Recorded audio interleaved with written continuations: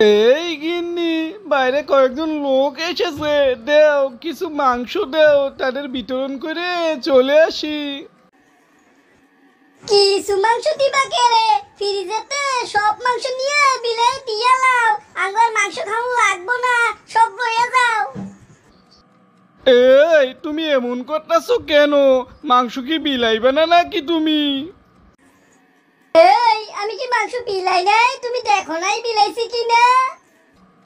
হ, বিলাইছো তো। তোমার মাগো বাড়ির আত্মীয় স্বজন তো বিলাইছো, আর কেউ রে দিছো নাকি? ও, আমি বুঝতে পারছি। আমার মাগবাড়ির মানুষকে মাংস দেও নে, তুমি এরকম কথা কইতেছো। ডাইরেক্ট কইতে পারো না, তাই এত নাটক। আমি তো বুঝতে পারছি তোমার মাংস আমি ফেরত এনে দিতেছি, তুমি খাও আর আমি বাড়ি চললাম। এই এই তুমি কিসের মধ্যে কি কইলা? আমি কি সেই কথা কইছি নাকি? কয়টা লোক আইছে, তার মাংস দিমু, এর জন্য আইছি। তুমি কিসের মধ্যে কি শুরু কইরা দিলা? ও, আমি শুরু করছি। আমার উপর এখন দুষাইয়া পড়ে। তুমি আমার বাপ মায়ের চোখের লীলায় দেখতে পারো না, আমার আত্মীয় স্বজনদের চোখের লীলায় দেখতে পারো না।